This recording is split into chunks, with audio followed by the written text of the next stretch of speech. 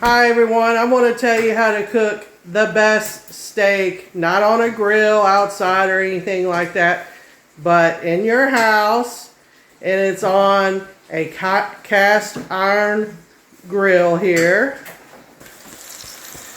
So you can see I've got a big T-bone steak here, and I've got it in butter. So I'm cooking it on a cast iron here, and we're going to be cooking it, I don't know, at least 5 minutes on each side here, I would say, because this is a big steak. You just need to monitor it. Depends on the size of the steak. So you cook in butter, and I've got salt and pepper on it. And something else I'm cooking to go with it is I am boiling some corn, or going to. I'll boil this corn probably about 10 to 15 minutes here. And then I also got some baked potatoes in the microwave. I cook about 9 minutes, 3 big baked potatoes in a plastic bag. Again, it depends on the size of the potatoes, how long you cook it, and you just keep checking it to see how soft it is. But yeah, this is going to be good. So I'm going to put a top over this for a few minutes, and we'll check it and then maybe flip it over. So believe it or not, I got 2 T-bone steaks here. They were $9.99 a pound at Target, of all places, their grocery store. I usually don't go into Target. Maybe I need to go in there more often, but steak's been really expensive everywhere. So, yeah, I thought, well, this was a good deal. I'll go ahead and get this, but it came with 2. All right, so I flipped the steak over. I had it at least 4 minutes on one side with the top over it. I'm probably going to be flipping it again. It took a little bit longer on this side. Yeah, I just flipped it, put some more salt and pepper on it, and put some Montreal steak seasoning on it. And this is real butter in here. This isn't margarine or anything like that. I'm using real butter here, and it's going to make it so good and so tasty. You don't even have to marinate it, actually, when you cook it like this. But I always do put a little soy sauce or something on my steak. But, yeah, so we're going to cook it at least 4 minutes on this side with the top on it. Hear that sizzle? So we're melting some more butter here for my second steak that I'm cooking. And in the end, when you get done with the steak, you can use this butter to put over your steak, and it'll make it even tastier.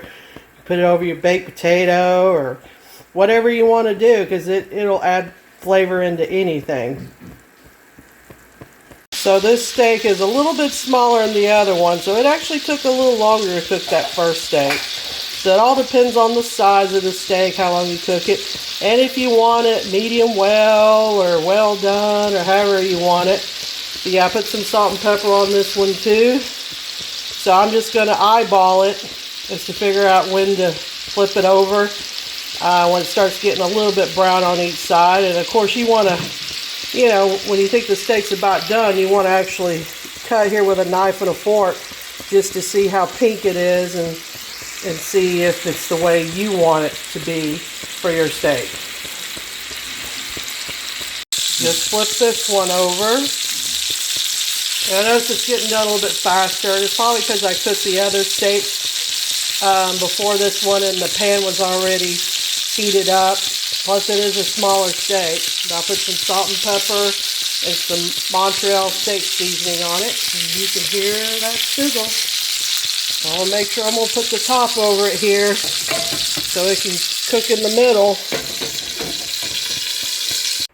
Alright, so this is what it looks like here. There's the T-bone. I like mine a little bit well done. I'm from the South, so... But yeah, my baked potato I cooked for 9 minutes, 3 of them in the microwave in a Ziploc bag. And I boiled the corn for 10 minutes. And the steak I cook in a cast iron pan.